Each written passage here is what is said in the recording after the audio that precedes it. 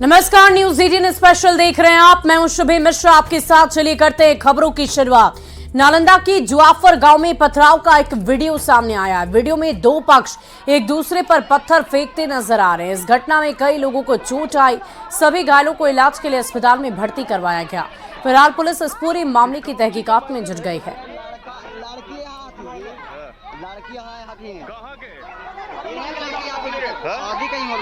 अच्छा,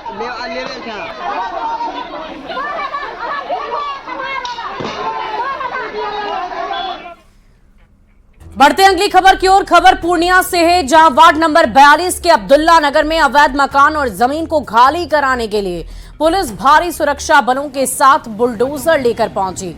पुलिस की कार्रवाई को रोकने के लिए छोटे छोटे बच्चे और महिलाएं जेसीबी के सामने आ गए हैं। लोगों का कहना है कि वो लोग जान दे देंगे लेकिन जमीन नहीं छोड़ेंगे। सदर एसडीएम ने कहा है कि हाईकोर्ट के आदेश पर करीब 22 एकड़ जमीन को खाली करना है और जमीन खाली करने को लेकर हाईकोर्ट ने पहले भी निर्देश दिया था।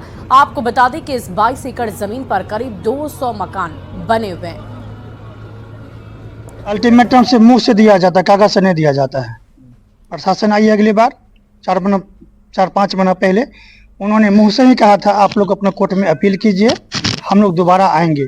यहाँ का जो जनता है कोर्ट में गया है, यह देखिए आपका है ना 25/23 कोर्ट में अपील किया गया है और 17/10/2023 को वहां से स्टे का ऑर्डर भी प्राप्त देख चुके हैं। स्टे लिखा हुआ है। माननीय उच्च न्यायालय का एक आदेश आया है 29/1/24 का, जिसमें ये कहा गया है कि एक्सक्यूशन केस जो चल रहा था 4/2005 उसको उस संबंधित लैंड को खाली कराया जाना। हम लोग जो है माननीय उच्च न्यायालय का जो आदेश हुआ है, इस आदेश को हम लोग इम्प्लीमेंट कराने के लिए आए हैं। इसमें हम लोग पोजीशन दिला रहे हैं, कुछ पोजीशन अभी हो भी रहा है, पिलर विलर गाड़ रहे हैं। कुछ बिल्डिंग्स जो छोटे हैं टीना करकट के, इसको इन लोगों को बोले हैं कि लो हटाइए, हम लोग हैं यहाँ पर। और बड़ी खबर आपको बेतिया से बताएं, जहां तेज रफ्तार स्कॉर्पियो की चपेट में आने से 11 साल के किशोर की दर्दनाक मौत हो गई। मौत से आक्रोशित ग्रामीणों ने मुख्य सड़क को जाम कर हंगामा किया। मृतक नौतन थाना क्षेत्र के बनकटवा गांव के रहने वाली प्रदीप सिंह का 11 वर्षीय पुत्र अर्पित कुमार था। मौत की खबर के बाद पहुंचे लोगों ने गोपालगंज बेतिया मुख्य सड़क को जाम कर दिया। पश्चिम चंपारण के सांसद डॉक्टर संजय जायसवाल ने भी पीड़ित परिवार से मुलाकात कर हाल जाना और प्रशासन को मामले में कार्रवाई के निर्देश दिए। अगली खबर जहानाबाद से, जहां उत्पाद विभाग की टीम ने रांची से पटना जा रही बस से शराब के साथ 5 लोगों को गिरफ्तार कर लिया। गिरफ्तार लोगों में से 2 आर्मी के जवान हैं जो नेपाल के नागरिक हैं। साथ ही 2 अन्य लोगों की भी गिरफ्तारी की गई है।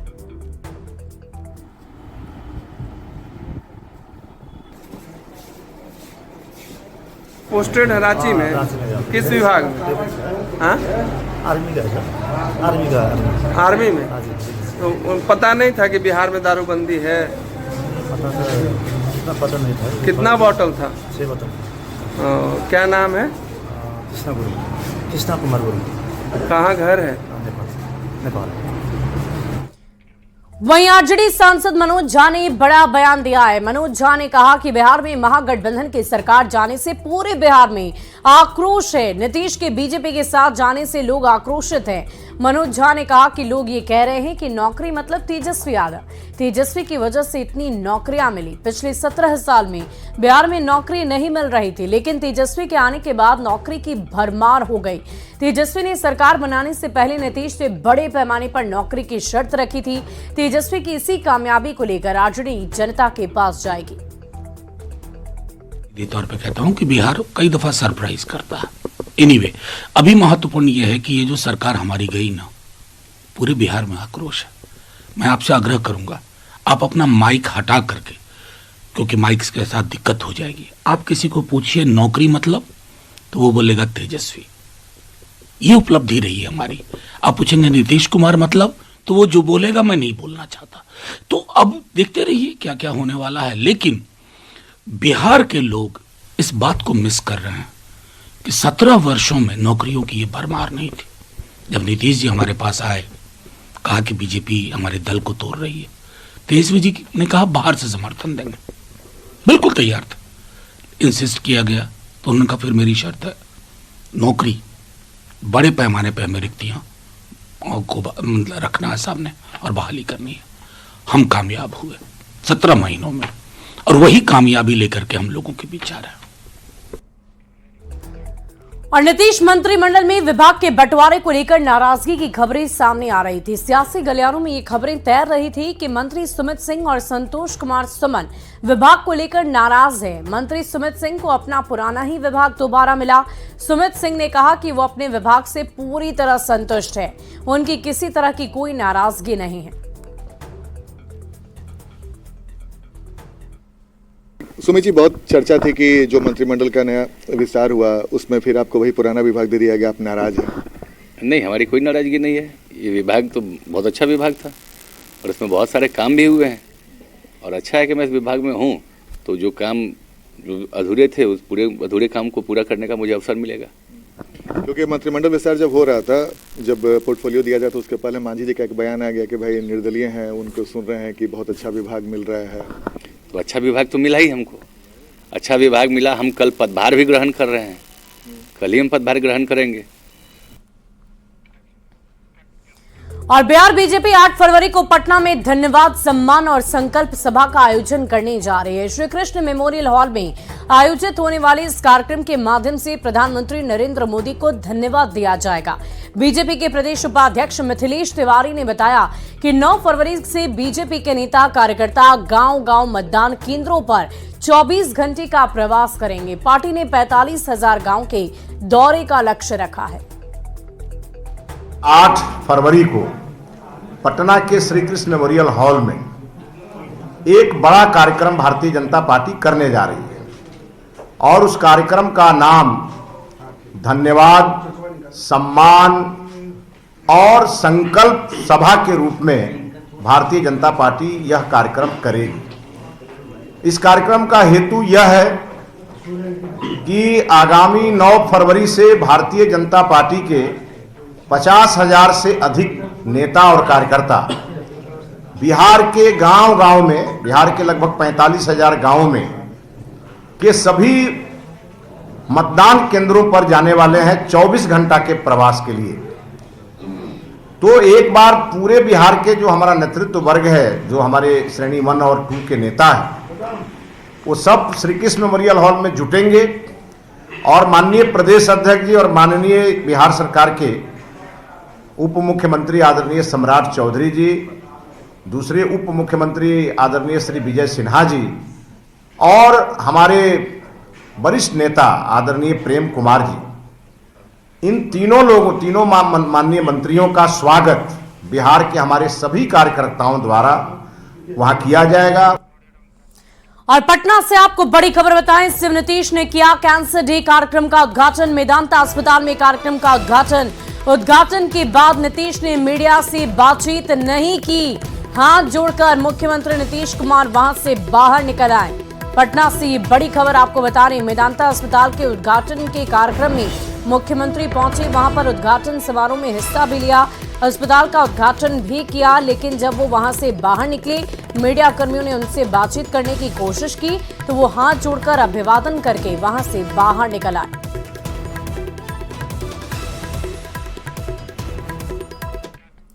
और कैंसर डे के मौके पर चिकित्सक से लेकर सरकार तक काफी सजग दिख रही है। दरअसल इस खतरनाक बीमारी के प्रति लोगों को जागरूक करने के लिए मेडिकल की टीम के साथ साथ सरकार भी एक्टिव मोड में है, और इसी को लेकर सीएम नीतीश कुमार ने एक निजी अस्पताल में आयोजित कार्यक्रम में हिस्सा लेते हुए लोगों से इस बीमारी के प्रति जागरूक रहने का आह्वान किया। कार्यक्रम में मौजूद डॉक्टर नरेश त्रेहान ने भी कैंसर के प्रति लोगों को जागरूक किया और सावधानी बरतने की बात कही। कि मेदांता पटना में सबसे आधुनिक कैंसर इंस्टीट्यूट बनाया जाएगा। ये समझते थे ऑलरेडी कि कैंसर की संख्या हमारे यहाँ बहुत ही तेजी से बढ़ रही है। जैसे हृदय रोग बढ़ रहा है, उसके साथ साथ कैंसर भी बहुत बढ़ रहा है। कि आज के दिन बिहार को गर्व होगा, हमें गर्व है मेदांता के सारी टीम का, कि आज के दिन वो जो सपना था बिहार के लिए वो पूरा होगा। और मुख्यमंत्री नीतीश कुमार ने गर्दनी बाग में बन रहे बापू टावर का इंस्पेक्शन किया और इस दौरान उन्होंने बापू टावर निर्माण का जायजा लिया। साथ ही सभी अधिकारियों को बापू टावर निर्माण के लिए निर्देश दिए गए। बापू टावर सीएम नीतीश का ड्रीम प्रोजेक्ट है।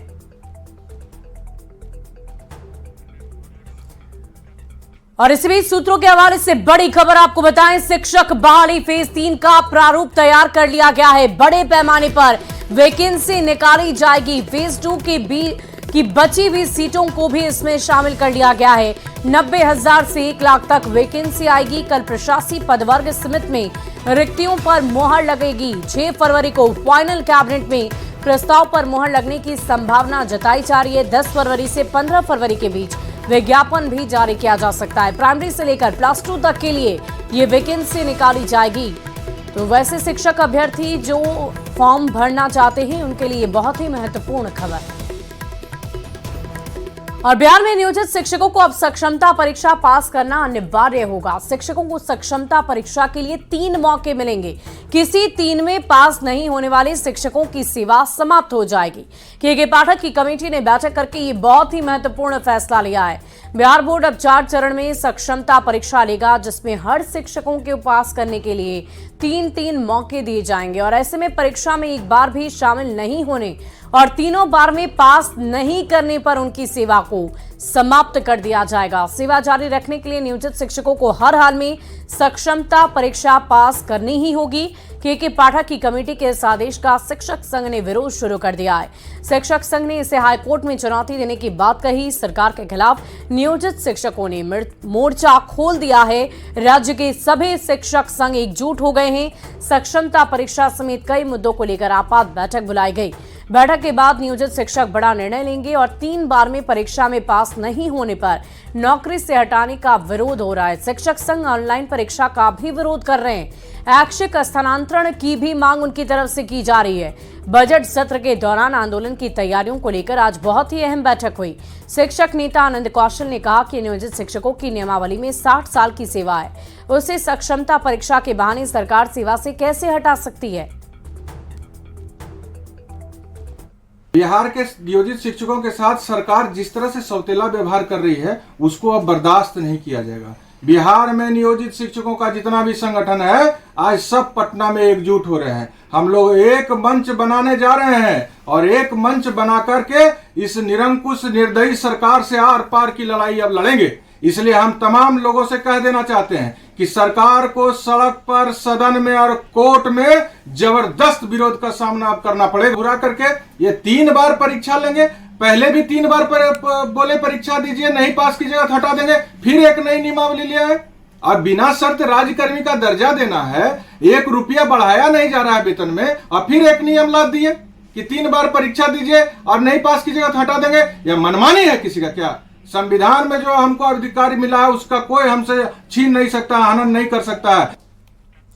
और सक्षमता परीक्षा को लेकर के पाठक की कमेटी के फैसले के बाद बवाल मच गया है। बिहार के नियोजित शिक्षकों ने आपात बैठक शुरू कर दी है। पटना में आयोजित इस बैठक में सभी शिक्षक संघ एकजुट होकर शामिल हुए और सरकार के फैसले का जमकर विरोध किया। साथ ही इस मुद्दे पर आर पार की लड़ाई का भी ऐलान कर दिया है। फिलहाल शिक्षक संघ ने सक्षमता परीक्षा का फॉर्म नहीं भरने का ऐलान किया। बिहार में एनडीए की सरकार बनी है, लेकिन सरकार बनते ही के पाठक के फैसले से राज्य भर के नियोजित शिक्षक आक्रोशित हो गए हैं। और आलम यह है कि राज्य के सभी नियोजित शिक्षक संघ अब एकजुट होकर राजधानी पटना में बैठक कर रहे हैं। यह आपात बैठक है और देख सकते हैं कि बड़ी संख्या में जो शिक्षक नेता हैं या नियोजित शिक्षक हैं वो बैठक में शामिल हुए हैं। सरकार के खिलाफ लगातार नारेबाजी हो रही है और सरकार के फैसले का विरोध हो रहा है। आज पूरे बिहार के शिक्षक, बिहार सरकार और शिक्षा विभाग की जो रवैया है, जो शिक्षा विरोधी और शिक्षक विरोधी है, उसके विरुद्ध एकजुट होने जा रहे हैं और बड़ा फैसला भी हम लेने जा रहे हैं। जो खास करके सर्वप्रथम सरकार ने शिक्षकों के, शिक्षा विभाग के द्वारा सर्वप्रथम शिक्षकों के अधिकार को छीना गया, उनके सम्मान के साथ खेला गया। अब शिक्षकों को राज्यकर्मी के नाम पर परीक्षा लेकर उन्हें बर्खास्त करने की योजना बनाई है। हम इसका पुरजोर विरोध करते हैं। हम बार बार कह चुके हैं, बिहार सरकार के मुख्यमंत्री जी से कह चुके हैं कि आप कितनी बार परीक्षा लेंगे। 3 बार उधर परीक्षा लिए दक्षता के नाम पे, नहीं पास करिएगा हटा देंगे, हटा दिए। फिर उसी नियमावली को अपग्रेड करते हैं और कहते हैं फिर 3 बार अपीयर हुई है, नहीं पास करेंगे हटा देंगे। संविधान से बड़ा हो गया है क्या सरकार? विरोध करने वालों पर एक्शन हो जाता है, बावजूद आप लोग यहाँ एकजुट होकर नजर आ रहे हैं, विरोध जता रहे हैं। हम लोग एक्शन तो मैंने हो चुका है। जब मैंने कल की बैठक के बाद आदरणीय के पाठक साहब ने जो मैंने फरमान जारी किया कि जो मैंने परीक्षा दे चाहे नहीं दे उनको हम हटा देंगे, यह तो कोई निर्णय है नहीं। बड़े आंदोलन की चेतावनी दे रहे हैं और शाम तक ये चेतावनी दी जा रही है कि हम ईंट से ईंट बजा देंगे और आर पार की लड़ाई लड़ने के लिए हम तैयार हैं, चाहे के पाठक कितना भी बड़ा एक्शन ले लें। कैमरामैन जितेंद्र के साथ रजनीश कुमार, न्यूज़ 18 पटना।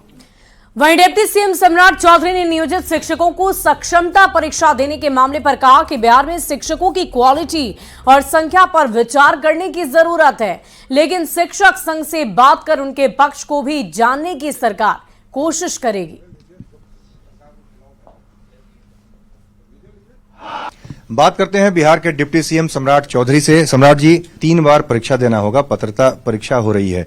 अगर 3 बार में पास नहीं होते हैं तो शिक्षा मंत्रालय की तरफ से ऐसा फरमान आया है के पाठक की तरफ से, तो उनको बर्खास्त कर दिया जाएगा, सेवा से समाप्त कर दिया जाएगा। ये कितना जायज आप मानते हैं इसको? शिक्षक संघ विरोध कर रहा है। एक चीज समझिए, वो तो शिक्षक संघ लोगों से बात भी होगी, वार्ता भी उसमें किया जाएगा, लेकिन क्वालिटी और क्वांटिटी पे जरूर चिंता करनी चाहिए हमको। हमारे बिहार के बच्चों का भविष्य का मामला है, बिहार के बच्चों के लिए हमको चिंता करना पड़ेगा, लेकिन शिक्षक संघ से भी बात करेंगे उसका रास्ता क्या हो सकता है। और तीसरे चरण की शिक्षक भर्ती परीक्षा मार्च में ही कराए जाने की संभावनाओं के बीच सत्र 2022-24 में DEIEH की पढ़ाई कर रहे औरंगाबाद के छात्रों का गुस्सा भड़क उठा। उन्हें अपने भविष्य की चिंता सताने लगी है। उनका कहना है कि बची हुई रिक्तियां इस बार की परीक्षा में ही भर जाएंगी और ऐसे में जब रिक्तियां ही नहीं रहेंगी तब उनका क्या होगा। यही वजह है कि तीसरे चरण की शिक्षक भर्ती परीक्षा में उन्हें भी शामिल करने की मांग को लेकर सभी छात्र सड़कों पर उतर आए।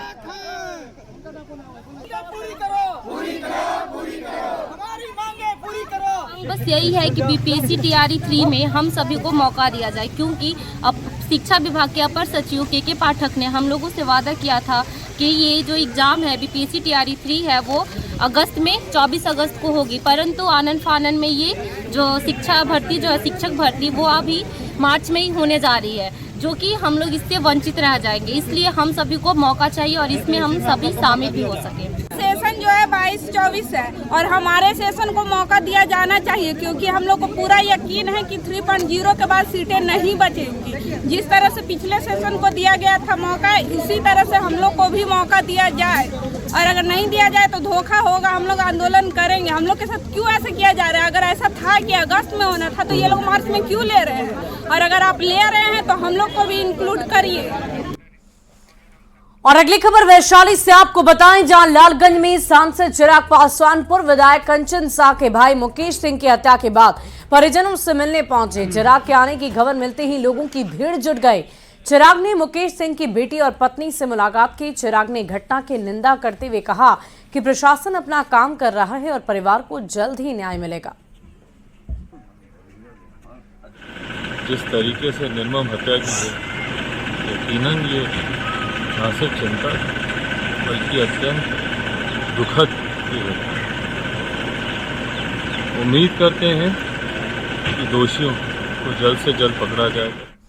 और जमुई के सांसद चिराग पासवान मुजफ्फरपुर पहुंचे। सकरा के बगनगरी गांव में एलजेपीआर नेता संजय पासवान के यहां शोक कार्यक्रम में चिराग पहुंचे थे। बीते दिनों संजय पासवान की पत्नी का निधन हो गया था। चिराग पासवान ने शोक संतप्त परिवार से मुलाकात की और उन्हें ढाढ़स बढ़ाया। इस दौरान मीडिया से बातचीत करते हुए उन्होंने कहा कि वो बीजेपी के गठबंधन के साथ है। उम्मीद है कि पीएम मोदी की सोच वाली डबल इंजन की सरकार में अब बिहार का विकास जरूर होगा। भाई देखिए, हमारा सिर्फ नीतिगत आधार है, बिहार फर्स्ट, बिहारी फर्स्ट को लेकर हम काम कर, उनका विरोध भी हमारा नीतिगत था। उम्मीद करते हैं कि अब प्रधानमंत्री जी के सोच वाली डबल इंजन की ये सरकार है, बिहार और बिहारियों के हित में कार्य कर। और फिलहाल इस बुलेटिन में अभी के लिए बस इतना ही। आप बने रहे न्यूज़ 18 बिहार झारखंड के साथ।